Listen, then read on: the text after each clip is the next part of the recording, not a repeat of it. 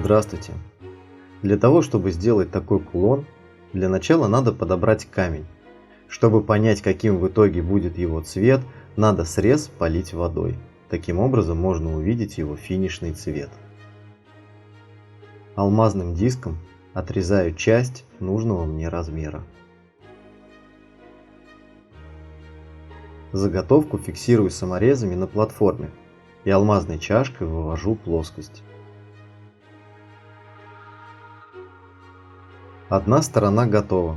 Таким же образом вывожу вторую сторону. Обмываю заготовку и смотрю, чтобы толщина была везде одинакова. Зафиксировал болгарку и сделал площадку. Нарисовал круг нужного диаметра. Теперь аккуратно вывожу окружность.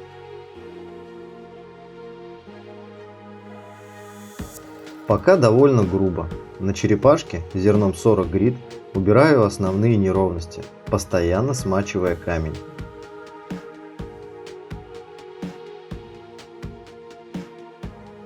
Уже гораздо лучше. Теперь алмазной пластиной довожу до идеала.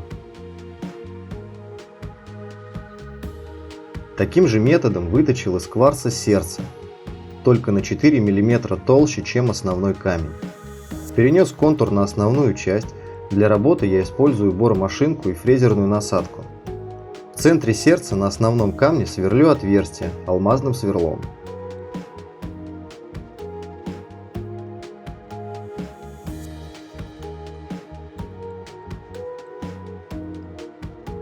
Затем круглой шарошкой расширяю отверстие сначала малой, потом большой.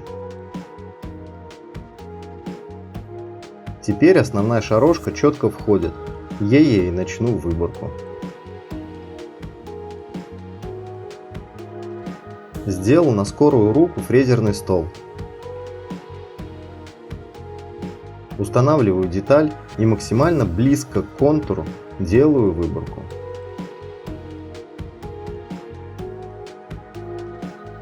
Сделав основную выборку, меняю шарошку на меньший диаметр, чтобы пройти внутренний угол, и делаю еще один чистовой проход по контуру. Посадочное место выбрано. Теперь беру кварцевое сердце и смотрю, что мешает посадке. Важный момент. Детали должны идеально входить друг в друга, без малейших усилий и не иметь люфт. Таким образом не будет внутренних напряжений и видимых стыков. Изделие будет выглядеть монолитным. Продолжаю подгонку.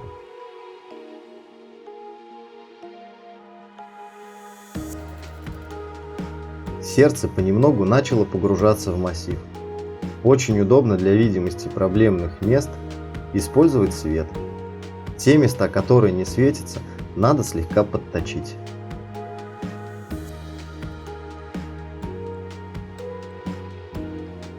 Готово. Сердце идеально садится на свое место, без люфтов и малейших усилий.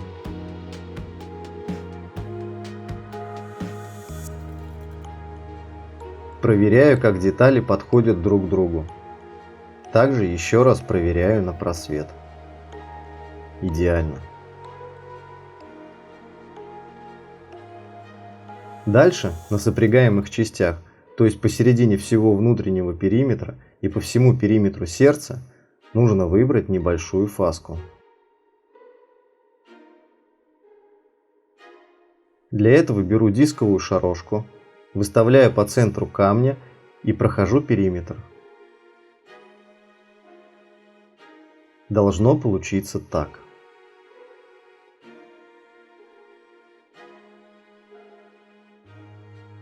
Аналогичным образом прохожу сердце.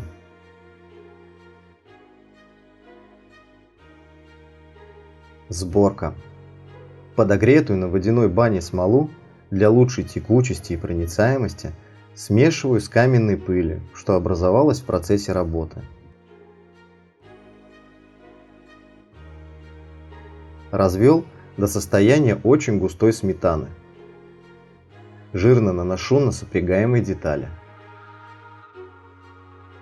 Собираю вместе и равняю относительно друг друга.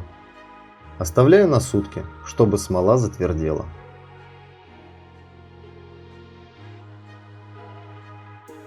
Готово. Теперь надо просверлить отверстие под тесьму. Сверлю также алмазной шарошкой.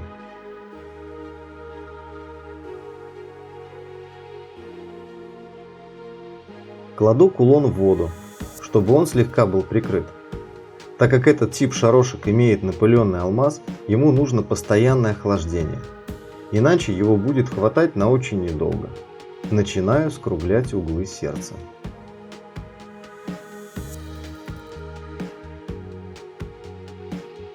Сердце готово. Остатки клея достаточно легко удалил ножом. Теперь круглой шарошкой делаю эффект колотого камня по принципу касания к касанию. Истинная красота камня доступна либо когда он мокрый, либо при полировке. Блестящие вещи я не люблю. Чтобы камень имел мокрый эффект, я покрываю его воском и прогреваю феном. Излишки удаляю тканью при условной полировке. Таким образом, камень раскрывается и становится не блестящим, а бархатным. Такое покрытие не стирается при носке, проверено лично мной на протяжении нескольких лет.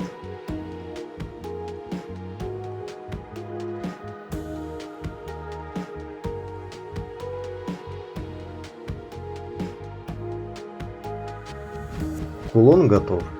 Дело за малым – сплести тесьму. Вот и финал. Тесьму сплел из синтетической нити. Этой же нитью соединил с кулоном. Суммарно работа заняла 13,5 часов. Кулон делал в подарок дочке. Она дала ему очень красивое название – «Лунная ночь».